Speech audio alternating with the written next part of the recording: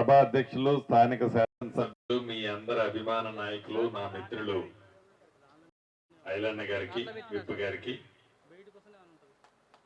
స్థానిక పార్లమెంట్ సభ్యులు, యువకులు, ఇందాక ఐలన్న చెప్పినట్లు తక్కువ మాట్లాడతారు, ఎక్కువ పనిచేస్తారు, నిత్యము మీతోనే మమేకమై ఉంటారు. యువ కిషోరం చామల కిరణ్ అన్న గారికి, భువనగిరి శాసనసభ్యులు, మీ పక్కనే ఉన్న శాసనసభ్యులు మిత్రులు అనిల్ అన్న గారికి, శోభక్కకు, మధుసూదన్ రెడ్డి గారికి, సంజీవ్ రెడ్డి గారికి, మార్కెట్ చైర్మన్లకి, గౌరవ జిల్లా కలెక్టర్ గారికి, రెవెన్యూ అధికారులకి, పోలీసు అధికారులకి, ఇంకా ఈ కార్యక్రమానికి హాజరైన నా ఆడబిడ్డలు, అన్నదమ్ములు, మీడియా మిత్రులు, ముఖ్యంగా ఆనాడి మాటల మాంత్రికుడు ఏదైతే ప్రతి మాటని అద్భుతంగా చెప్పి ఈ వాసాల మర్రిని దత్తత తీసుకోనని చెప్పి ఆ దత్తత తీసుకున్న గ్రామాన్ని ఏం చేశాడు అన్నది మనకు తెలియదు కాదు, ప్రత్యక్ష సాక్షులు మీరే. ఈ కార్యక్రమానికి హాజరైన నా ఆడబిడ్డలు, కుటుంబ సభ్యులందరికీ, ప్రింట్ అండ్ ఎలక్ట్రానిక్ మీడియా మిత్రులందరికీ మనస్ఫూర్తిగా శిరస వంచి పేరు పేరున హృదయపూర్వక నమస్కారాలు, వందనాలు. చాలా సంతోషం, చాలా ఆనందం. ఈ నెల 6వ తారీఖు నాడు మనందరి అభిమాన నాయకులు గౌరవ ముఖ్యమంత్రి రేవంత్ రెడ్డి గారు మన నియోజకవర్గానికి పలు అభివృద్ధి కార్యక్రమాలకు శంకుస్థాపన, ఓపెనింగ్ చేయటంతో పాటు ఆనాడు మీ శాసనసభ్యులు మిత్రులు పుట్టినరోజు కూడా అద్భుతంగా జరుపుకున్నాం. ఆ రోజు ఆ కార్యక్రమంలో ముఖ్యమంత్రి గారు చెప్పారు, ఈ మీటింగ్ కి కూతంత దూరంలో ఉన్న వాసాలమర్రిలో ఆనాటి ముఖ్యమంత్రి ఏదో మంత్రులో, శాసనసభ్యులో, ఎంపీలో దత్తత తీసుకోలే. గౌరవ ముఖ్యమంత్రి, ఆనాటి ముఖ్యమంత్రి గారే దత్తత తీసుకున్న గ్రామం ఏ రకంగా అభివృద్ధి జరిగిందో ప్రత్యక్షంగా మీరు చెప్పింది విన్నాను. నా కేబినెట్ మంత్రి తప్పకుండా శ్రీనివాసరెడ్డి గారిని పంపించి ఆ గ్రామంలో వారు ఆనాడు ఇచ్చిన హామీలు వారు చెయ్యకపోలేదు కాబట్టి మన ఇందిరమ్మ ప్రభుత్వంలో చేసుకుందామని చెప్పిన మాట ప్రకారం గౌరవ ముఖ్యమంత్రి గారి సూచనల మేరకు ఈ వాసాల మర్రికి నేను ఇక్కడికి వచ్చి అర్హులైన లబ్ధిదారులు ఎవరైతే ఉన్నారో, పేదవాళ్లు ఎవరైతే ఉన్నారో, పేదవాడి చిరకాల కోరిక ఒక చిన్న ఇల్లు కట్టుకోవాలని కోరికతో మిగిలి ఉన్నవారు ఎవరైతే ఉన్నారో అటువంటి వారు ఎంతమంది ఉన్నా ఇందిరమ్మ ఇల్లు వారి కల కాబట్టి ఆ ఇల్లు ఇయ్యాలనే కార్యక్రమాన్ని ఈనాడు ఇక్కడ పెద్ద ఎత్తున గౌరవ శాసనసభ్యులు గారు, గౌరవ పార్లమెంట్ సభ్యులు గారు, అదే రకంగా గౌరవ జిల్లా కలెక్టర్ గారు, వారి మిత్ర బృందం అంతా కూడా ఇంత పెద్ద ఎత్తున ఈ సభను ఏర్పాటు చేసి ఈరోజు ఇందిరమ్మ ఇళ్ల కార్యక్రమానికి శ్రీకారం చుట్టే దాంట్లో భాగంగా ఆగమవ్వ ఇందాక చూశాం. ఆగమవ్వ చెప్పింది విన్నాం. ఆనాడు దత్తత తీసుకున్న గ్రామం తర్వాత ఈ గ్రామానికి ఆనాటి గౌరవ మాజీ ముఖ్యమంత్రి గారు వచ్చి ప్రభుత్వ సొమ్ముతో భోజనాలు అందరం కలిసి చేద్దామని ఆగమవ్వని పక్కన కూర్చోబెట్టుకొని, ఆగమవ్వ ఇప్పటిదాకా నువ్వు ఆగమాగమయ్యావు, ఈ వాసాల మర్రి కూడా ఆగమాగమయ్యింది, నేను దత్తత తీసుకున్నాను, ఇక చూడు ఈ వాసాల మర్రిని ఒక రోల్ మోడల్ గా చేస్తా, అంతేకాదు ఈ వాసాల మర్రిలాగా రాష్ట్రాన్ని మొత్తాన్ని కూడా అని చెప్పిన మహానుభావుడు. రాష్ట్రాన్ని చేశాడో చేయలేదో మీకు తెలియంది కాదు, చివరికి ఒక చిన్న గ్రామం వాసాల మర్రినే ఎటువంటి పరిస్థితికి తీసుకొచ్చాడో తన స్వార్థం కోసం ఈనాడు ప్రత్యక్షంగా ఈ గ్రామంలో ఉండి మనం చూస్తున్నాం. అది ఆనాటి పరిపాలన, ఆ పరిపాలన దక్షత. ఎప్పుడు ఎన్నికలు వచ్చినా బొమ్మలు చూపించి ఓట్లు తెచ్చుకోవడం తప్ప, నువ్వు నన్ను గెలిపిస్తే ఇగో ఈ డబుల్ బెడ్రూమ్ ఇస్తామనేవి బొమ్మను చూపించి ఓట్లేంచుకోవటం తప్ప పట్టుమని ఏ ఊర్లో ఒక 10 ఇళ్లు కట్టిన సందర్భాలు లేదు. ఒక 10 మంది పేదవాళ్ళకి ఉపయోగపడ్డ కార్యక్రమం ఆనాటి ప్రభుత్వం చేయల. ధనిక తెలంగాణ రాష్ట్రాన్ని ఇందాక మిత్రులు చెప్పినట్లు 8,19,000 కోట్ల అప్పు అయితే చేశారు. అప్పు చేయటమే కాదు, ఆ చేసిన అప్పు మన ఇందిరమ్మ ప్రభుత్వం ప్రతి నెల 6,500 కోట్లు అసలు మిత్తి కడుతూ ఆనాటి ప్రభుత్వం ఏవైనా అరా కొర మంచి కార్యక్రమాలు చేస్తే వాటిని చేస్తూ ఏది ఆపకుండా ఎన్నికల ముందు ఇచ్చిన ప్రతి హామీని పేదవాడికి ఇచ్చే దిశలో ఇందాక మిత్రులు చెప్పినట్లు పేదవాడికి 200 యూనిట్లు ఉచిత కరెంటు, 500 రూపాయలకే గ్యాస్ మద్దు, ఆడబిడ్డలు ఆర్టీసీ బస్సులో ఎంత దూరము ప్రయాణం చేసినా ₹1 కూడా ఛార్జీ లేకుండా చేసే వసతి, పేదవాడికి డబ్బు చేస్తే 10 లక్షల రూపాయల వరకు నాణ్యమైన వైద్యం ఇప్పించడం కోసం రాజీవ్ ఆరోగ్యశ్రీ కార్యక్రమం ద్వారా పేదవాడికి అండగా ఉండే కార్యక్రమం. మొన్న ఉగాది నుంచి దేశంలో ఏ రాష్ట్ర ప్రభుత్వము ఈయన విధంగా పేదవాడు కూడా సన్న బియ్యం తినాలి అని మన ప్రభుత్వం సన్న బియ్యం ఇచ్చే కార్యక్రమం. 10 సంవత్సరాలలో కొత్త రేషన్ కార్డు ఇవ్వాలని కానీ, కొత్త సభ్యుడిని ఆ కార్డులో చేర్చాలని కానీ ఇంగిత జ్ఞానం ఆ ప్రభుత్వం మర్చిపోతే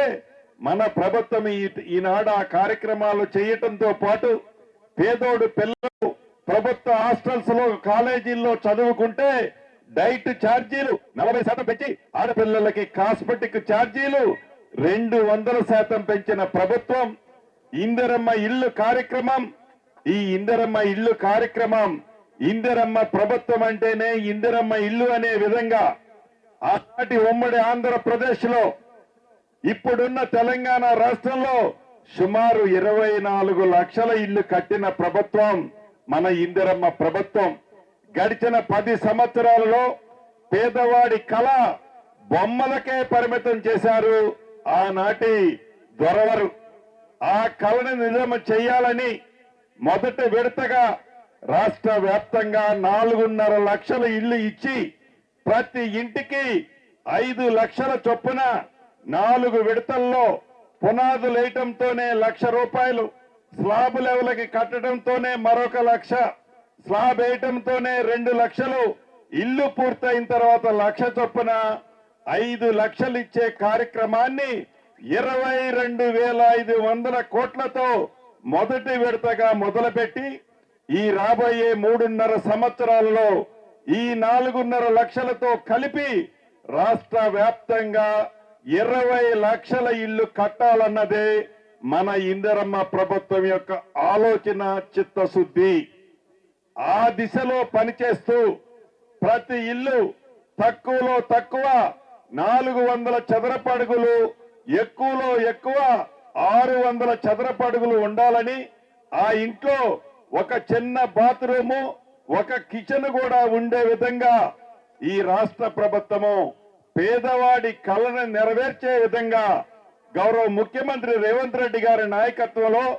రాష్ట్ర ఆర్థిక పరిస్థితి బాగలేకపోయినా ఈనాడు పేదవాడి కళ నెరవేర్చే దిశలో పనిచేస్తున్నది కూడా మీకు తెలియంది కాదు. ఇందాక ఐలన్న చెప్పినట్లు ధరణిని తీసుకొచ్చి గ్రామీణ ప్రాంతంలో,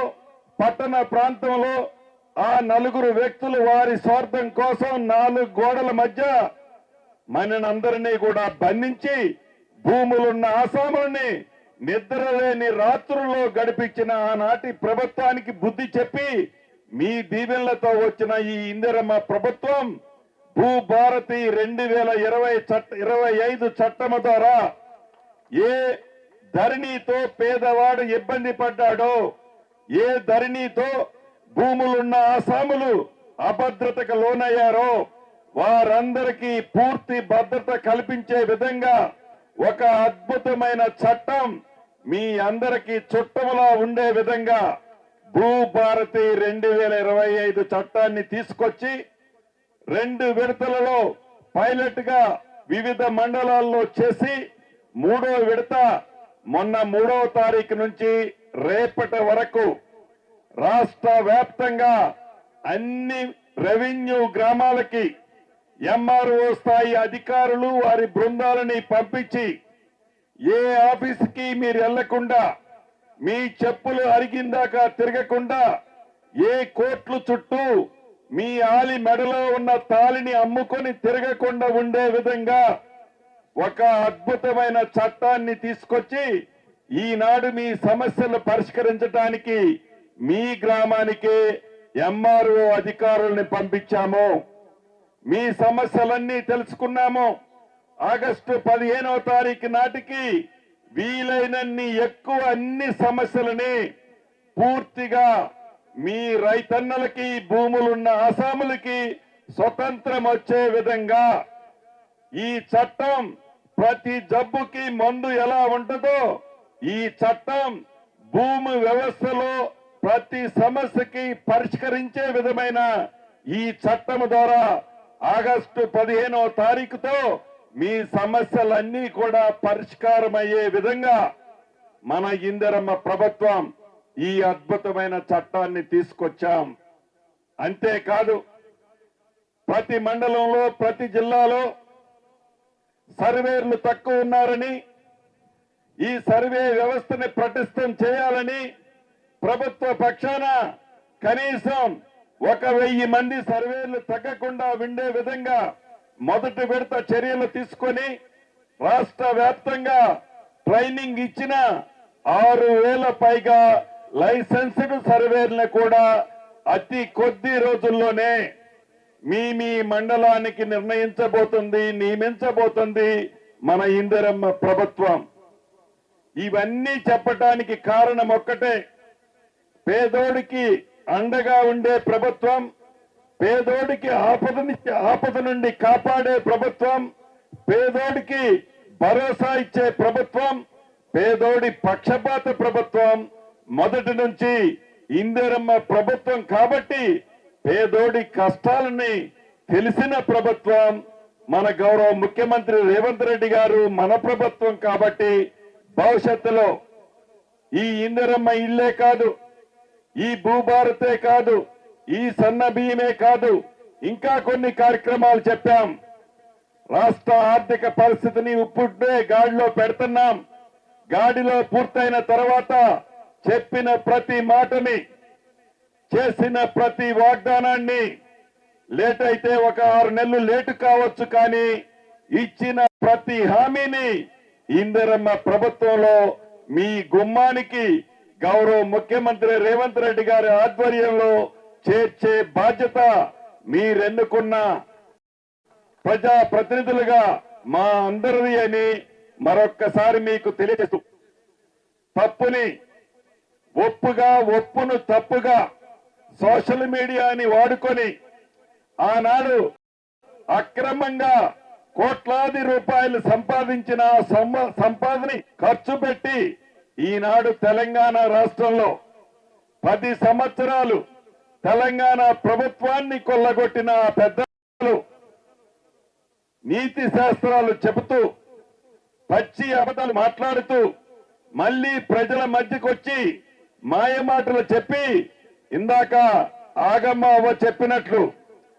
మళ్లీ పచ్చి మోసం చేయాలని తాపత్రయపడుతున్నారు. కాబట్టి మనందరం అప్రమత్తంగా ఉండాలని మనస్ఫూర్తిగా మీ అందరినీ కోరుతూ, ఈనాడు పార్లమెంటులో మన ప్రతిపక్ష నాయకులు రాహుల్ గాంధీ గారి పుట్టినరోజు, మనందరి అభిమాన నాయకులు, ఇక్కడ నుంచి మన నాయకులు రాహుల్ గాంధీ గారికి పుట్టినరోజు శుభాకాంక్షలు తెలుపుతూ మీ అందరి దగ్గర సెలవు తీసుకుంటున్నాను. Thank you very much.